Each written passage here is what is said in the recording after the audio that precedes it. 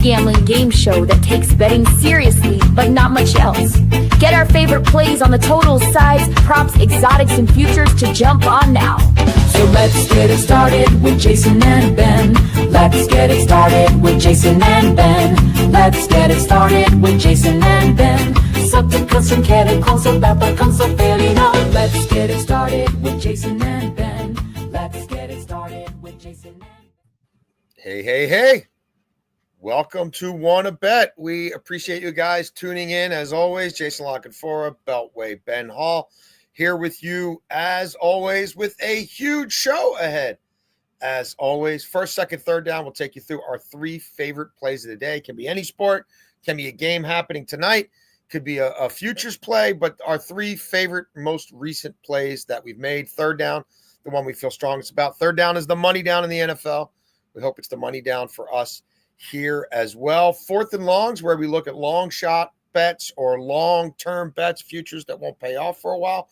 We are going to explore, with the All-Star break approaching, MLB Player Award futures and overtime. It's a Wednesday. As always, Ben and I break down the Premier Lacrosse League schedule. We're fired up to do that, coming off of their All-Star break, where we kind of sat back and just watched. I don't know, Ben, maybe you dabbled a little bit on the All-Star game. I did not partake in PLL ASG betting. Did you? I did take the West. I like them to cover, and they did. So there you go. So Beltway Ben even making money during the All-Star break. Last night, not a great night for me in MLB. How did it go for you, Beltway Ben? How did we do last night?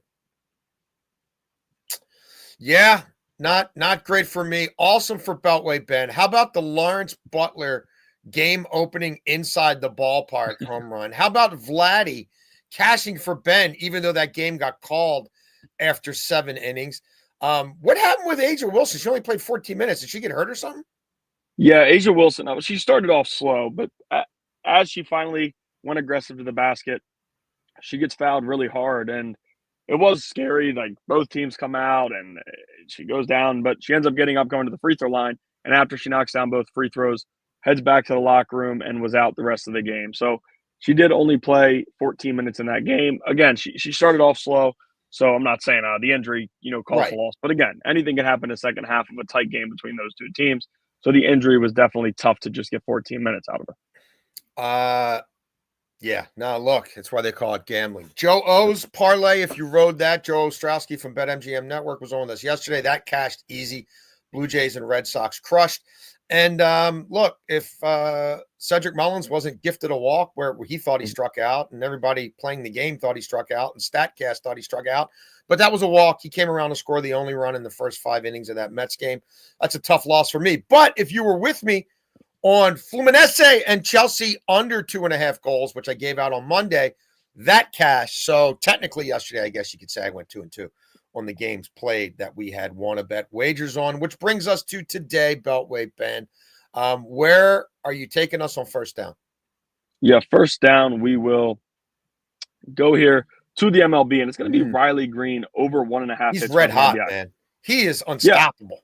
I mean, this season, Riley Green has been dominant, right? He's 9th in the MLB in home runs. He drives the ball well, and we know what that lineup can do. Coming into this game, he's 2 for 25, but a lot of hard outs. And when you look at his expected numbers and everything like that, Riley Green should be breaking out of this. And we get Littell on the mound.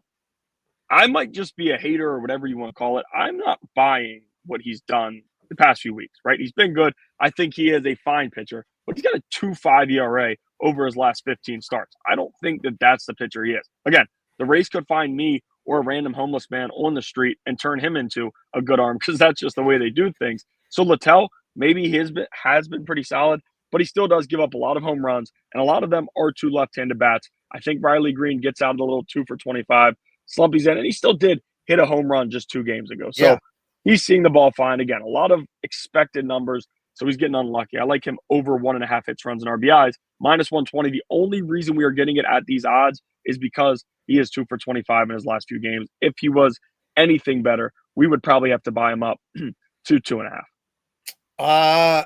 Love it. First down for me, I'm taking the Swinging Friars, the San Diego, aka Slam Diego. I hope they're slamming it tonight, more than just one solo home run. That's all they got last night. That was enough. But give me the Friars on the money line here against the Diamondbacks. Look, Dylan Cease has been up and down this year, but Dylan Cease has been pretty good against division foes. And Dylan Cease has faced Arizona 3 times. He's dominated them. He's got at least 8 Ks in all those. If you want to parlay this with Dylan Cease over 6.5 Ks, which is at plus 100 right now, I wouldn't be mad at you. I have done that myself. You're looking at an Arizona team that strikes out 23% of the time on the road against right-handed pitching. That's bottom 10 in the majors. As I mentioned, Cease, a 2.49 ERA in 3 career outings against Arizona. But really, I think Brandon Pfaadt is the main reason I'm on the Padres. He's struggling, Beltway Ben. 8.69 ERA in his last 7 starts.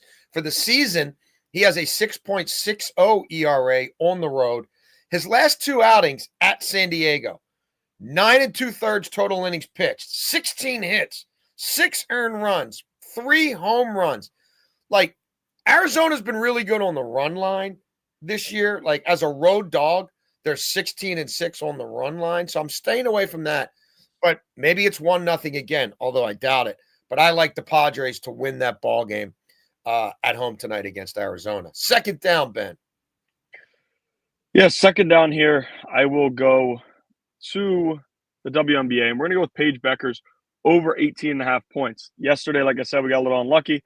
Today, I do like Beckers a lot. She cashed for us last week. The Sky are just not very good defensively. They're allowing the most 3-pointers per game, which is a reason that I would look at 2+ 3-pointers from Beckers at plus 148. She's over this in 2 of her last 3, and we're getting plus 148 odds. Again, I don't know how she doesn't go over with the way that the Sky played defensively. Another note about the Sky, they just played early yesterday. Yeah.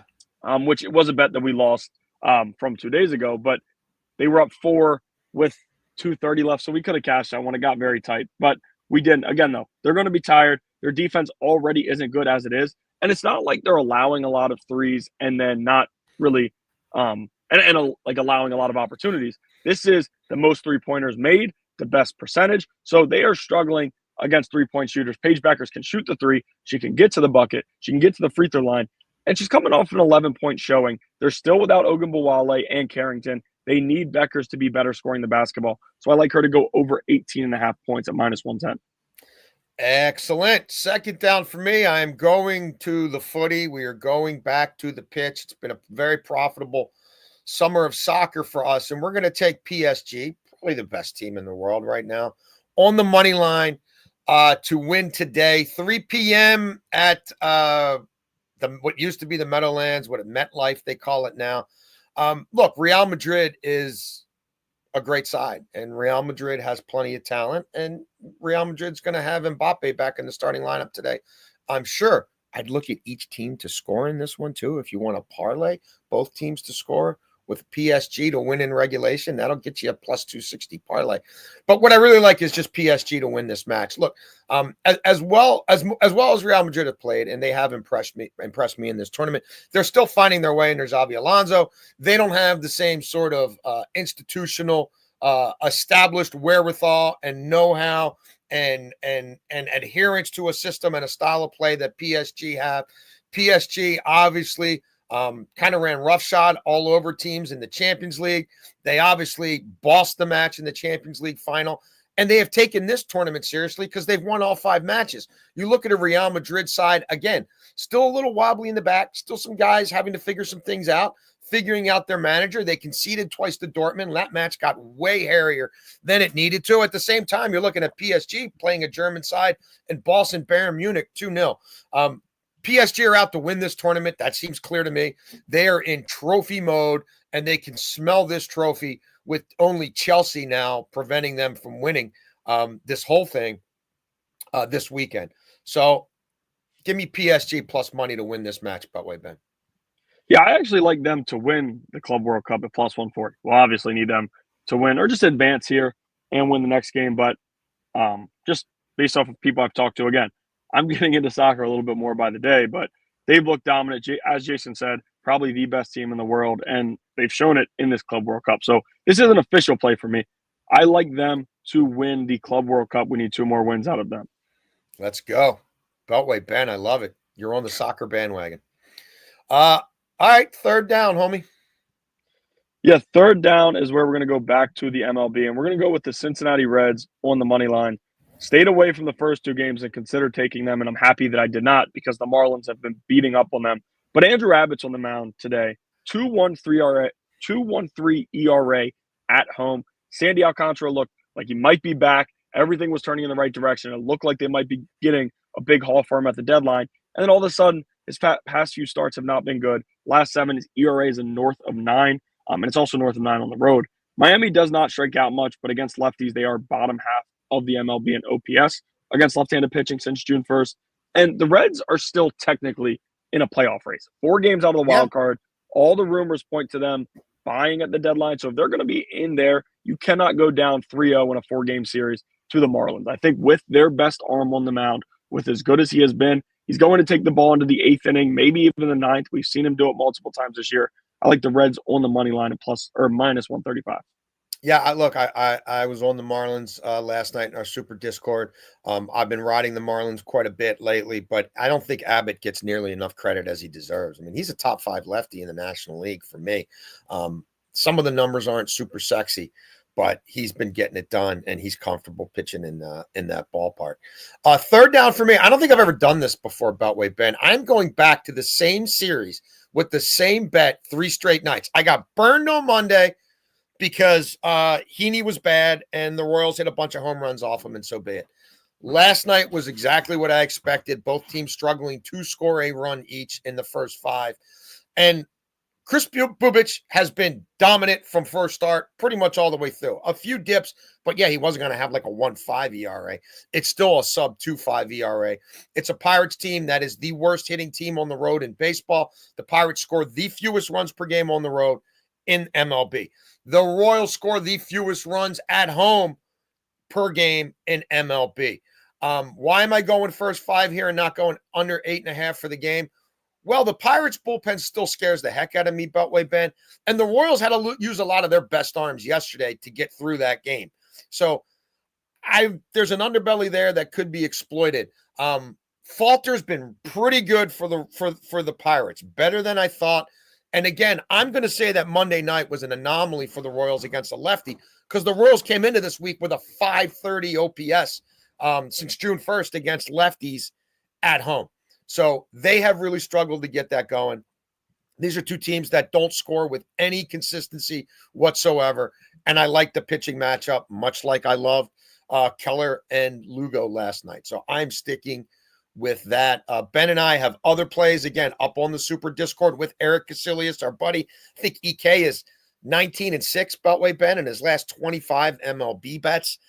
So again, you can find the link to that on Ben's Twitter, on my Twitter right here, or on Eric Casillas' Twitter. But we've got lots of plays up there. As soon as we make a play in real life, in real time, we're making it on the Super Discord.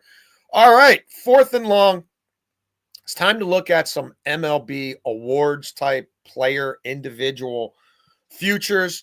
It's crazy how quickly these markets can change. It's really kind of nuts. And I'll get to that in a minute. But Ben, what caught your eye as we spent the last couple days really drilling down on these markets?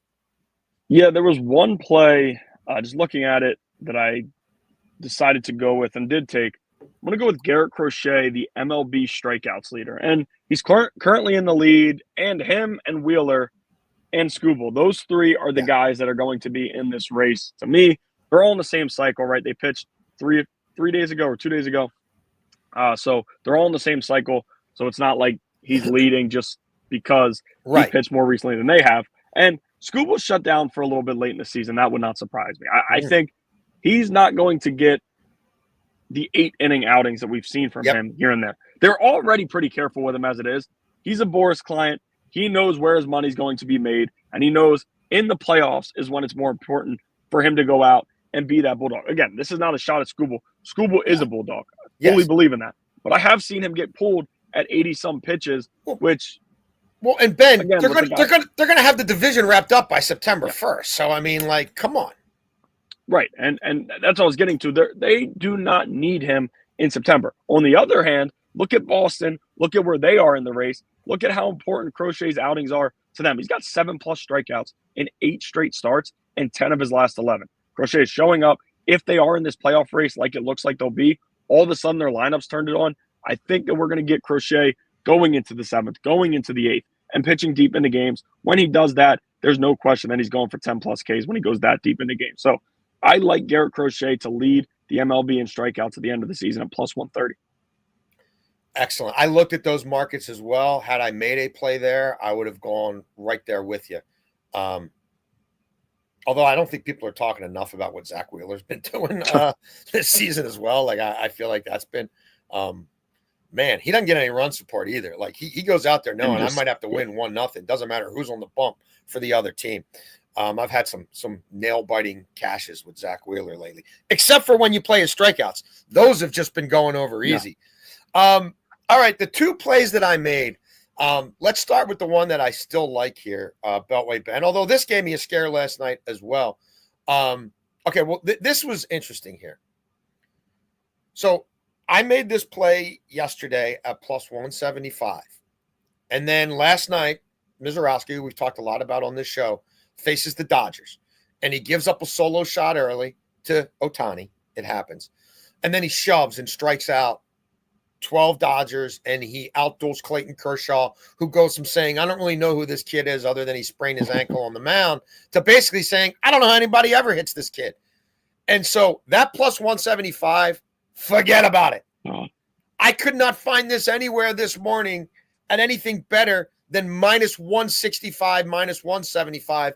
It's already 2-1 against you in a lot of markets. Like, I looked at the pack. No one stood out to me. You know, Chase Burns, like, that's not going to happen. He's not going to be this kid. Milwaukee knows how to develop pitchers. Milwaukee knows how to bring pitchers along. Milwaukee's going to be in the thick of this playoff race, and this kid is already garnering a lot of attention. We saw this with Skeens last year, right? It doesn't matter that you come in late. You can still become the rookie story in MLB. And in the NL, like, I like the catcher Ramirez with the Marlins. He's not going to freaking win NL Rookie of the Year. Like, part of this is based on the field, and part of this is based on how electric this kid is. And he's going to get some games in prime time because the Brewers are going to matter down the stretch. And I think the strikeout totals are frankly going to be gaudy, and there's going to be some overmatched teams he faces within the division that he plays in. But again, the value's gone. I wish we would have done this topic, honestly, yesterday instead of today. But hey, when you're planning these shows, that's how it goes. If he stumbles a little bit and the markets move, maybe you get back on him. Then I had another scare last night, Beltway Ben, because the other play I made here was with another rookie, Jacob Wilson, to lead MLB in hits. And then he gets hit by a pitch in his first at bat. So while you're celebrating Lawrence Butler's inside the park home run, I'm sitting there saying, oh my God, Jacob Wilson is out of this game. Is he going to be okay? X-ray's negative. It looks like he's going to be okay. But anytime a guy gets hit in that, anywhere around there, you get worried. So here's why I like this play, though. First of all, the kid's super athletic. He can beat balls out. Like, he's all about getting on base. He went into play yesterday with 111 hits. Aaron Judge was leading the majors at 118. Here's the thing about Aaron Judge, Beltway Ben. He was batting 400 about 6 weeks ago. It's down to 360, and I got news for you. Aaron Judge ain't a 360 hitter either. Like, he might be in a great season a 315 hitter, but I still think there's more regression to come. Part of the reason Aaron Judge was able to hit 400 for the first, 6-8 weeks of the season was because I remember on our radio show, we did a segment like around Memorial Day, everybody in the Yankees starting lineup had an OPS of like 780 or above. That's not the case anymore. Why do I bring that up? Because Aaron Judge can't just try to get on base. Aaron Judge has to be an aircraft carrier who's swinging for the fences, who's willing to risk hits for power, because all of a sudden nobody else is hitting. I know Stanton finally hit a home run last night, but they're under pressure there now. They've gone from a 10-8, 7-game lead, whatever, to having to chase. Aaron Judge has got to produce runs. The A's are going nowhere. Jacob Wilson's going to be very aware of this number. I think Jacob Wilson is going to face a lot of bad pitching. Jacob Wilson is in a park where it's a AAA park and the ball carries. So look, for that kind of return, I was into that bet. You have any thoughts on that, Beltway Ben?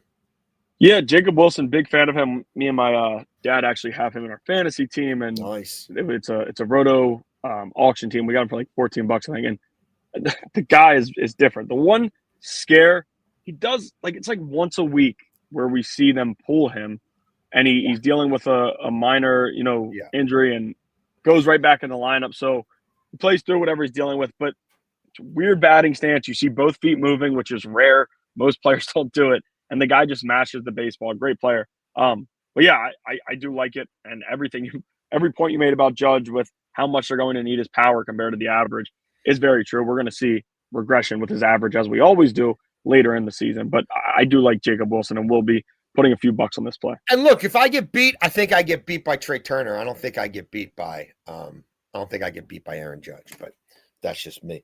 Okay, overtime. It is a Wednesday. The PLL, Premier Lacrosse League, is back in action. We are in Chicago this week.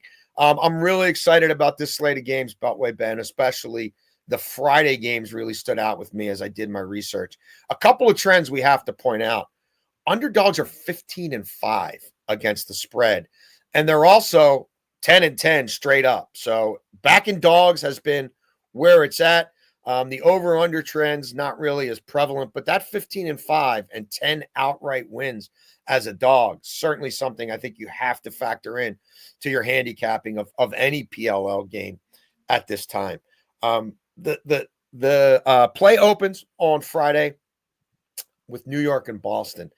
The Atlas, who 3 weeks ago were kind of afterthoughts in the betting markets, in the future markets, they were underdogs with some regularity.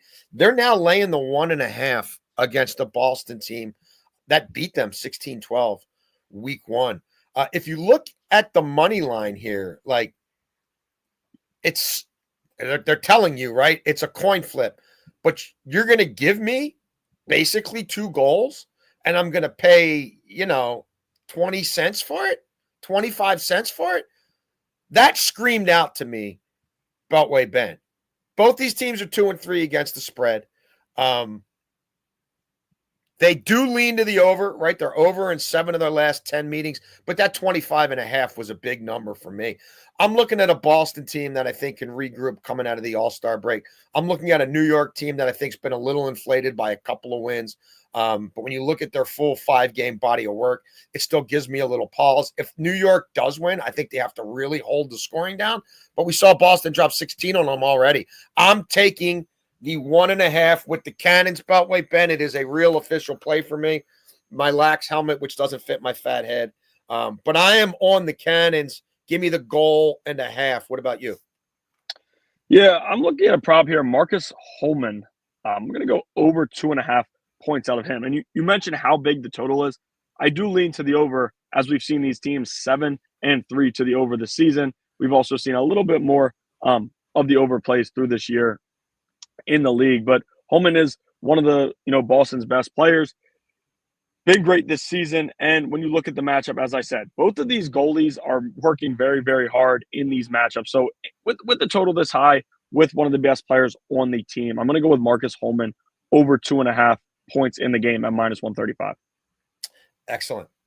Second game of the weekend, Utah, another team whose fortunes have changed in the span of a couple of weeks, against my Philadelphia Water Dogs. Beltway Ben, Utah's averaging 9 goals a game. Like, they're really good defensively, probably the best defensive team in the league, but that is a really low number, and I'm not sure they're going to be able to hold Philadelphia down. And for as much as Utah is kind of the betting favorites now to win this whole thing, they got a minus goal differential. So they've allowed more goals than they've scored. They also have not won a match all season by 2 goals, and they're favored by 1.5 here. They are 0-5 against the spread as a favorite. They're only 2-3 straight up. It's a Philly Water Dogs team that's 3-2 against the spread. It's a Water Dogs team that got humbled in Baltimore a couple weeks back in a match that they were favored to win against New York. But I I like them here. They've lost 7 straight times to the Archers. I don't think it happens an 8th time, and I don't mind them at all on the money line, but my official play here is give me the 1.5. Helmet is on. Give me the goal and a half with the Water Dogs. Again, Dogs 15-5 against the spread in this league this season, and I think Philadelphia will make this a high enough scoring game that if they lose, it's only by a goal. What says you? Yeah, I'm going to go with actually Utah on the money line at -120. And it's a very weird line just given, the direction both these teams are going in. But this season in the PLL, we have seen, coming off a loss, like Carolina right before the All-Star break, they felt like a free play to go against. And all of a sudden, they somehow pull off a miracle and beat one of the better teams in the league. Utah is 0-5 against the spread this season, so I'm not playing the spread. But they are coming off of 2 straight losses, while Philadelphia is coming off of a pretty tight win against California. This is a low total. We know how good Utah is defensively, 4-1 to the under this season. Between these two teams in these matchups, 7-0 straight up against Philadelphia since 2020. So I do like the Utah Archers just to win on the money line at -120. You can get it at -115 at FanDuel, -120 at DraftKings. Saturday, Carolina, who had the upset stunner of the season before we broke for the All-Star game. They were 2.5-goal dogs in some markets to Boston and beat them outright. Against California, who couldn't really take full advantage at all of the closest they're going to get to home field advantage, as San Diego hosted games before the All-Star break. California won 16-10 earlier this year, but Carolina's keeper might be the best in the league. And this is a sport, if you're not that familiar with it, it's kind of like hockey, where you've got a hot goalie. A lot of other talent disadvantages can go out the window. I don't have a play on this game, Beltway Ben. I couldn't really get there on anything. Both these teams are 3-2 against the spread. They're both 3-2 to the over. California's won 7 of the last 11 meetings between them. They've covered 4 straight against Carolina. But Carolina, they might be a little spry now. And California's the better team, but I don't know that they're markedly better. I got nothing on this one. Oh, I'm strongly on California on the money line at -160. It's an official play for me. You see when they last matched up, as you said, 16-10 in that game. And I'm not buying Carolina. I get the big upset that they had against Boston as 2.5-point underdogs. And I was actually on the 2.5-point spread for Boston in that game. But it's all right. I do like California to win this game. They're 0-2 at homecoming, but I do think they're a better team than they showed, right? 2-1 heading into that weekend. And when you look at Carolina, as good as the goalie has been, some of that also plays to how bad that their defense is and how many shots they're allowing teams to get off. So I like California as an official play on the money line at -160. Very rare that you see this type of juice in the PLL. A lot of even matchups usually. But with this one, the odds are saying, California should bounce back, and I am buying that. Final game of the week, and I've got a lean here. We've got Denver against Maryland, Whip Snakes. This could go kind of either way, right? Like they had the bye, and then it's the All-Star game. So they've had extreme rest here. It's a team that fell into a funk, not as good as at least through 5 weeks as some people thought they would be. I'm buying that they've recalibrated here, Beltway Ben, that they've gone back to the drawing board and that they're going to play better lacrosse from here on out. They did sweep Denver a year ago. They are the Whip Snakes 7-3 against the spread as a dog the last 2 years. They're 4-1 against the number this year, 3-0 as a dog. And it's a Denver team that is 0-2 this season against the spread as a favorite. So I am taking the 1.5 goals for the Whip Snakes here as a lean. I haven't played it, but if I had to play this game, that's the play I would make. What are you on here, if anything, Ben? Yeah, this is also a lean for me, but I like the under 24.5. And I know trends point to an over here, right? 7-3, these teams are to the over. But when you have a goalie in Logan McNaney, when he took over, I've talked about him time and time again. We also have him to win Rookie of the Year.